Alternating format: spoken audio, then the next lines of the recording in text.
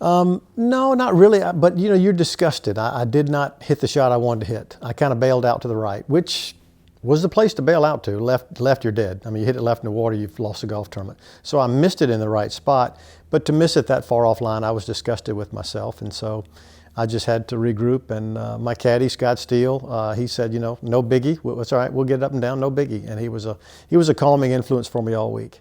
No, I really liked the shot when I hit it. Now, I didn't know it was going in the hole, but I really liked the shot when I hit it. And, you know, people talk about the water, and in regulation, I think water's more in play because, you know, I still had a lot of golf left to play.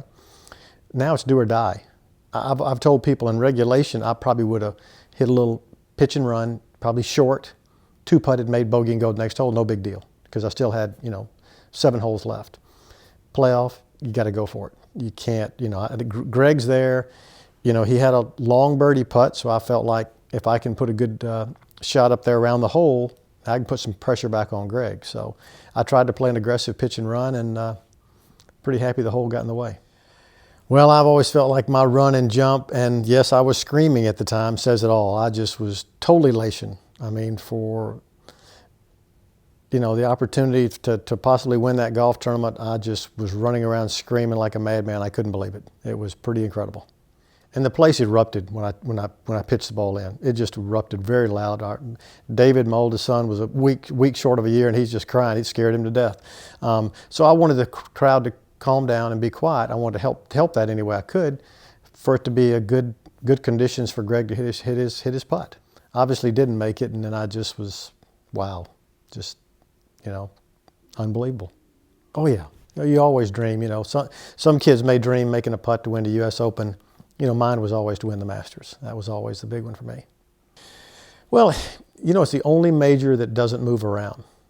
You know, so whether you're thinking of, you know, going back to Byron Nelson, Gene Sarazen, you know, Ben Hogan, everybody, Sam Snead, Jack Nicklaus, Arnold Palmer, that's a tournament. You know, the history is there on that golf tournament. There's so much history and tradition, and Bobby Jones started it, and it continues today. And you know, the members and the chairman, you know, Billy Payne does a great job. They have just carried that tradition, and there's just nothing like it. There are so many great golf courses in this country, and I'm nothing against them, but there's just something special about Augusta with the history and tradition of all that's been there. You just go there and you can just sense it and feel it. It's a wonderful place. I mean, number one, the front 9 is a great 9 holes that's starting to get, you know, viewed more.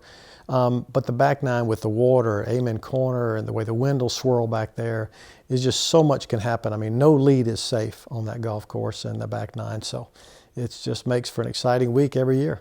Well, and you know, everybody, you know, you got the Champions Dinner, all the guys come back, you see them there, they play the par 3, the fans love it, so it, you know, it just continues. And I don't think any other tournament does anything like this. And it's really special. Oh wow, that was, I guess to say the same thing over and over again, that was the icing on the cake. I mean, Jack was my favorite growing up. He was my hero, and to get the jacket from him, that was the best. I could not have had a better person give me the jacket, and that was incredible. You know, it was intimidating the first time. You know, even though I knew some of them, I didn't know all of them. You know, I knew Jack and Arnold, but I really didn't know some of the old, you know, the Sam Snead very well, and Mr. Nelson and Mr. Sarazen. So it was a little intimidating, and but you know, it was a great night. And I just look forward to that night every year. But it was fun, but I guess the first time it was a little intimidating. No, you know, people ask, you know, do you feel sorry for Greg? And, you know, I don't feel sorry for Greg. I mean, and he wouldn't want me to. But I tell you, to me, it was tougher in '96 when he lost to Faldo than mine. Now, he may not agree with that, and everybody's going to have their different opinion. But, you know, I watched that on TV, and you know, I know them both. I wasn't pulling for or against anybody, but you hate to see that happen. And Greg is a great player. And to see that happen, it was tough to watch.